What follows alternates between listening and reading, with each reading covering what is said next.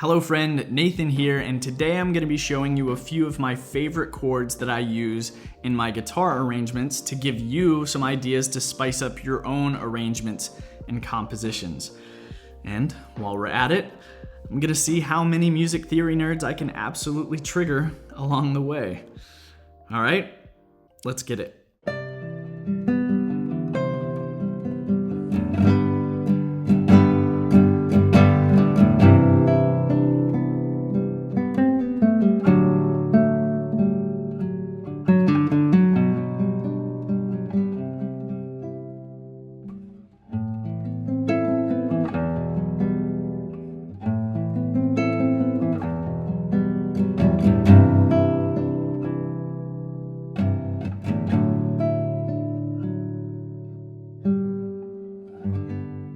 Now, don't get me wrong, music theory is a very powerful and a very useful tool, and I've studied it my fair share for 6 years across my undergraduate and graduate degrees in classical guitar, but I like to have a little bit of fun and make jokes on these music theory gurus because personally, I hate how obsessive that world becomes. For me, I like to keep my music theory very practical.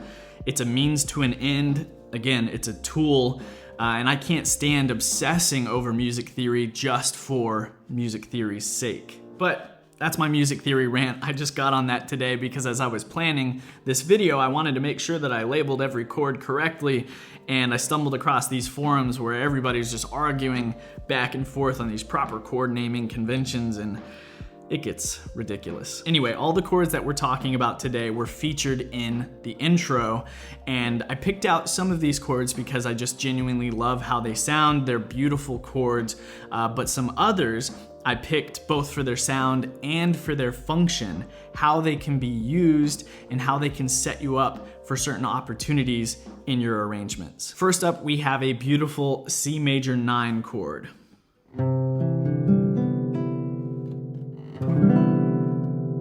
Right? So it's got the notes of a C major chord in it, C, E, G, and then another E.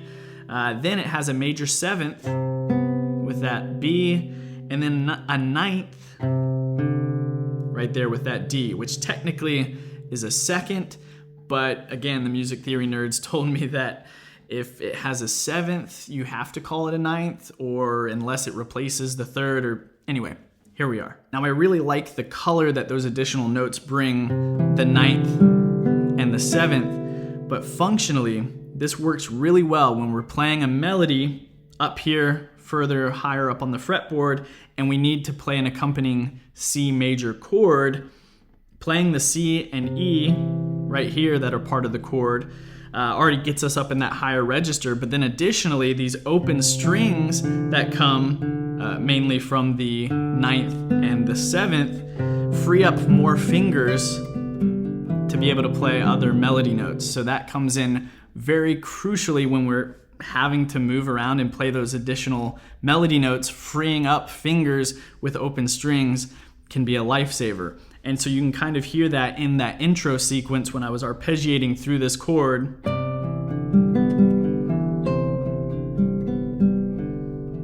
Those open strings really help out there. Now, quick side note here, if you don't like the sound of that 9 with that open D in there, you can easily get rid of that and just make this a C major 7 chord by leaning your first finger back ever so slightly so that it touches that D string and mutes it, and then you just have a C major 7 chord. Next, we have just a simple G major chord, but the voicing is a little bit different with this high B up top.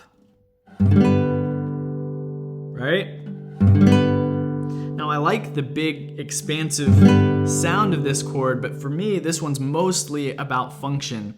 What I really like about this one is that I often find that I need to play this B as a melody note along with a G chord.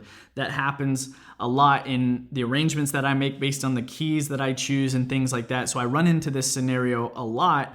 And so making this voicing just with my first finger on the G and then the other notes of the chord are open with this D, G, and B. And then again, getting this melody up here. this voicing just helps me grab everything that I need. So the only thing that you need to remember is to make sure that your first finger is leaning back just enough to mute this A string so you don't get that A note in there. But that should be pretty easy with this stretch already. Your first finger's already naturally gonna be laying down a little bit. Next up, we have one of my absolute favorite chord voicings. It's a simple 3-note C over G chord.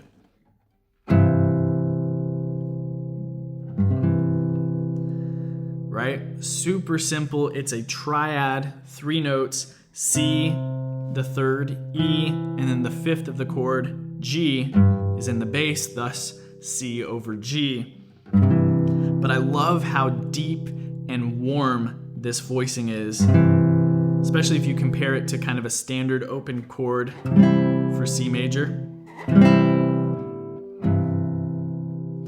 So I find myself using this specific voicing time and time again for my arrangements. It sounds great if you need to punch it with some strumming or just at a soft moment.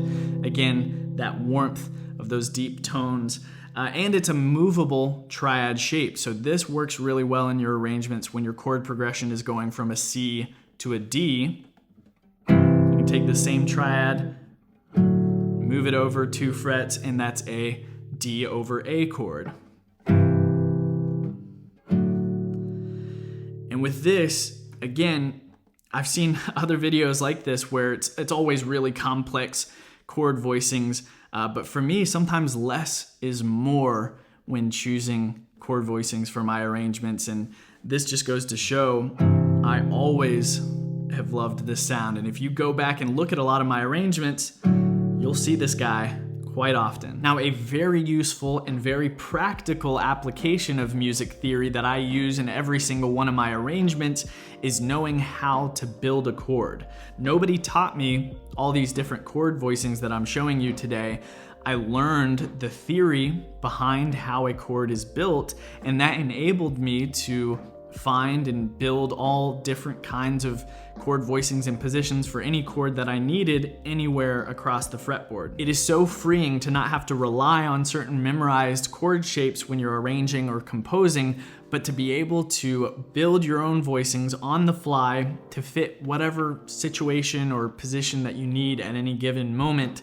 Now, it is cool to learn these specific chords that I'm teaching you today, and I still have a few more to show you, but it is far more helpful for you as a guitarist to be able to build them yourself. So that's why I put together a free training called Fretboard Freedom that teaches you how to find and play chords anywhere across the fretboard. The little bit of music theory that I teach in this training is super simple, and it goes a long way in helping you be more creative in your arrangements and compositions. So again, the training is completely free. You can just go to my website, beyondtheguitar.com, or follow the link down below in the description to check it out.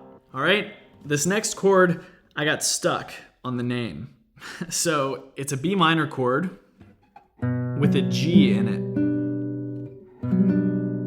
Absolutely beautiful sound. A G is a 1/6 away from B, a minor 1/6. So in my mind, this should be a B minor flat 6. But according to the music theory nerd forums, you can't have a minor triad with a minor 6, then it should be a G major 7 over B instead. So B minor flat 6, G major 7 over B, whatever makes you happy. But whenever I use this in my own arrangements, I tend to use it as a substitute for a standard B minor chord. So instead of just doubling the root here with this B, I take that off to get that open G. So in my mind, B minor flat 6. But I just love that sound of the half step ringing out across different strings here. I'm a sucker for that sound on the guitar in general. I do that with the campanella technique a lot, which you can watch my video on that if you haven't. But what we have here is this F sharp note ringing out against this G note that are only a half step away, meaning the equivalent of 1 fret away. And that creates this dissonant sound, by itself, it's not a very pleasant sound, but in the context of the chord, absolutely gorgeous. That brings us to our final chord, which I love for that same half step dissonance in there. This is an A minor add 9 chord.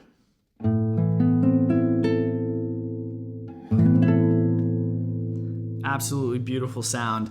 It's like your A minor bar chord shape, but with an added ninth here with the 4th finger at the 9th fret playing this B note, and we're getting that clashing half step between this B and then the C on the 3rd string. Now, this is a bit of a stretch, as you can probably see, but if you can get it, that payoff is very sweet. Now, if it is hard for you to do this, you need to watch the last video that I put up, and I'll link it above in the cards as well, all about relaxing the left hand, the fretting hand, especially in the context of tricky bar chords. So again, I'll link that up above. Now this is also a movable chord shape. So we've got A minor add 9 here. This is B minor add 9, G minor add 9. I use this chord shape all the time for E minor as a kind of a substitute. Technically the same chord shape, but it looks different because of the open strings. But I use that specific voicing as a substitute for E minor a lot as well. But again, I love this half step dissonance because it's a really cool example of how something in isolation can sound kind of nasty and unpleasant to our ears. That half step, in the case of E minor, it's going to be this F sharp to this G. Arguably sounds terrible, but in the context of a chord, it's beautiful, it's dark, it's interesting. I love it. All right, that wraps up this video. And look, if you geek out on music theory and you're one of the people that I was picking on throughout this video, trust me, you could find way more things to make fun of me for that I nerd out about. All right? You know I love you. It's all in good fun. But I hope this gives you some ideas and some inspiration for your next arrangements. Leave me a comment below letting me know which of these chords was your favorite, and if you have a favorite chord that I didn't mention here. And don't forget to take my free training, Fretboard Freedom, to learn how to find and play chords anywhere on the fretboard. Again, that's at my website, beyondtheguitar.com, or linked down below. If you enjoyed the video, hit the like button to let me know and to help more people see it. Make sure you're subscribed with the notification bell on so you never miss future videos. But here's to making the music you love and to making it on your own terms. We'll see you in the next one.